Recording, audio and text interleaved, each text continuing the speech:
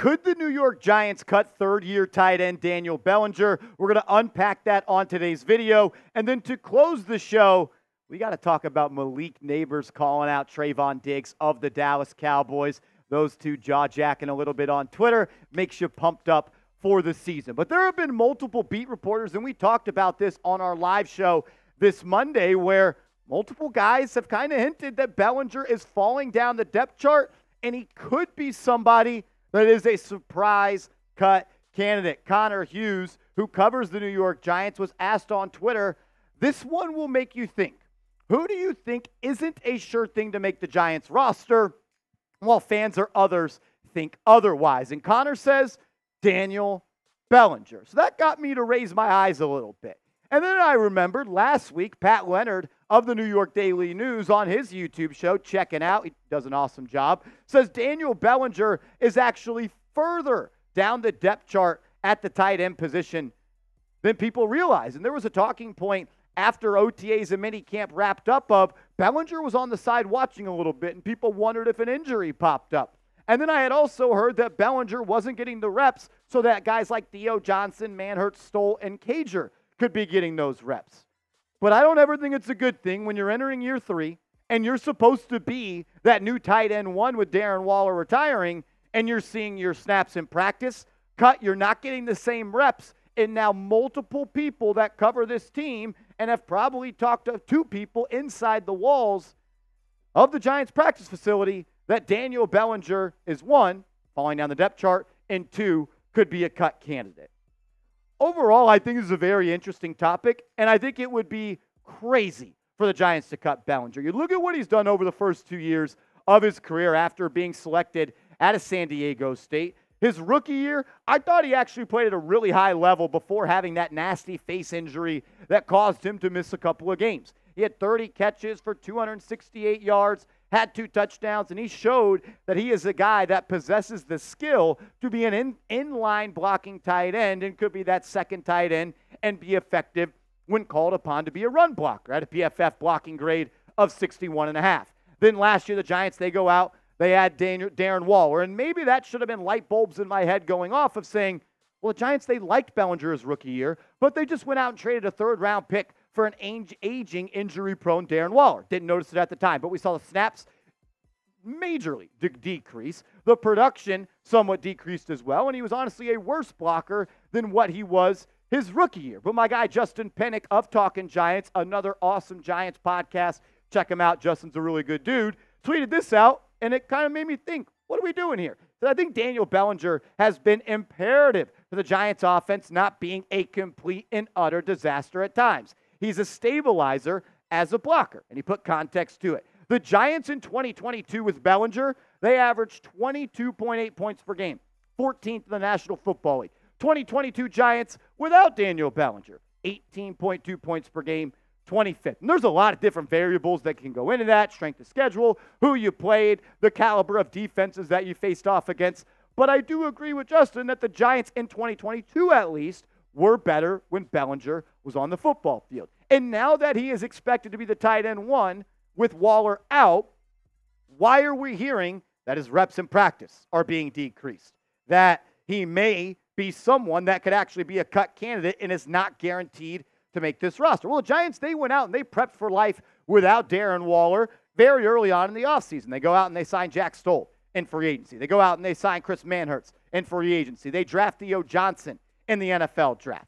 So let's talk about Stoll, let's talk about Manhurts, and let's talk about the other tight ends on this roster, because none of them are receiving options. Jack Stoll is essentially a fullback that wears number 89 for the Eagles. In 50 career games, he has just 20 catches for 183 yards and averages 9.2 yards per catch. So there's no way the Giants think that Jack Stoll could be the receiver that Daniel Bellinger is, right? And then Chris Manhurts in 120 career games, just like Stoll, is more of an inline blocking tight end. In 120 games, Manhurts has just 26 catches for 271 yards, less than a 10.5 yards per catch average, and 2 touchdowns. Manhurts and Stoll were brought in to be blockers and help this tight end position group upgrade in that category. You got Lawrence Cager, who's on this team, and when it comes to Stoll or Manhurts, I do think that Cager is a little bit more athletic and a little bit more dynamic and a more of a receiving tight end in 21 games, 19 catches, 189 yards, and 2 touchdowns. And we saw over the last 2 years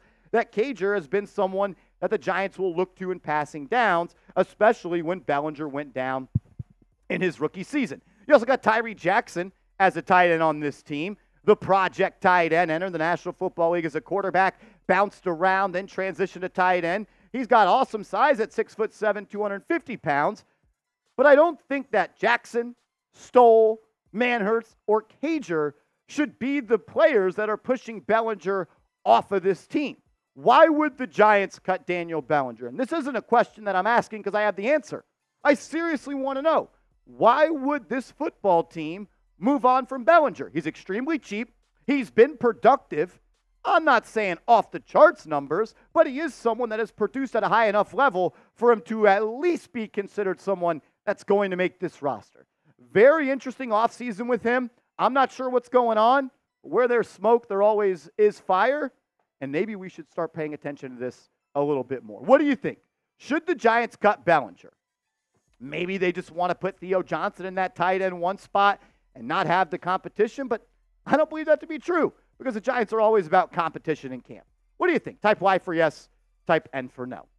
From Daniel Bellinger, potentially not making the roster, to Malik Nabers, who is a sure lock to do it. Malik Nabers was interviewed at what looked like an NFLPA event sponsored by Fanatics, and somebody asked him, said, who is the cornerback that you cannot wait to match up with? And he said, Trevon Diggs. And I love that. Little SEC rival, LSU against Alabama. And Trevon Diggs, he caught wind of that on Twitter, and he sent out this tweet. He said, Giants been getting belt to ass for some years now. And they have. The New York Giants have dominated, or excuse me, I wish I could say that. The Dallas Cowboys have dominated the New York Giants since Dak Prescott has entered the National Football League. But then we saw Trevon Diggs quote tweet that video where Nabers said, I'm looking to play him, and he put out the little ninja emoji. And then Malik Nabers quote tweeted that same video, and he put the coffin. I don't know what exactly he means by that. I don't know if he says I'm going to kill him or you're done or you're toast. I don't know. But I'm definitely going to have my popcorn ready for when the New York Giants face off against the Dallas Cowboys for both games this season. It'd be pretty cool to see Malik Nabers tear up Diggs on Thanksgiving Day. Look, how can you not be all in on Malik Nabers? One, he's already the most athletic and talented offensive player on this roster at skill positions. Two, he's just got that dog in him, and he brings a swag and a confidence and a little bit of arrogance, which I think receivers need.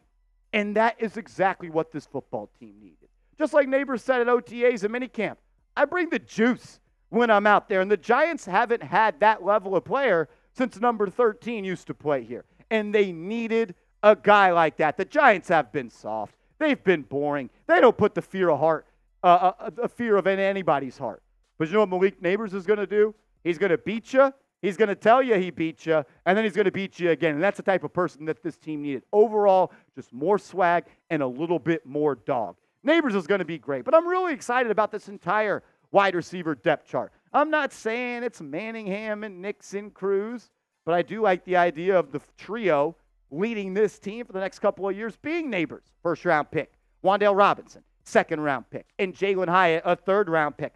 A lot of talent in that wide receiver depth chart. It's just time for guys like Robinson entering year 3, Hyatt entering year 2, to start being players that we look at as producers instead of looking at them as players who have potential. It's time for them to do it. You need an offensive line that keep your QB upright, and you need your QB to get them the football on time and on target. And I think they will do that. And with Darius Slayton still in the fold, you got a pretty solid top 4 at this position. If you're ready to watch Malik Nabers play football on Sundays with the NY on his helmet, hit that thumbs up icon. I'm juiced up. Love the friendly jaw jacking of Nabers, and Diggs just makes me ready for the next Sunday I get to watch this football team do it. Make sure you are following me on social media. I'm on Twitter. I'm on Instagram at @MarshallGreen_. Hit me up over there. Give me a follow, and let's go Big Blue.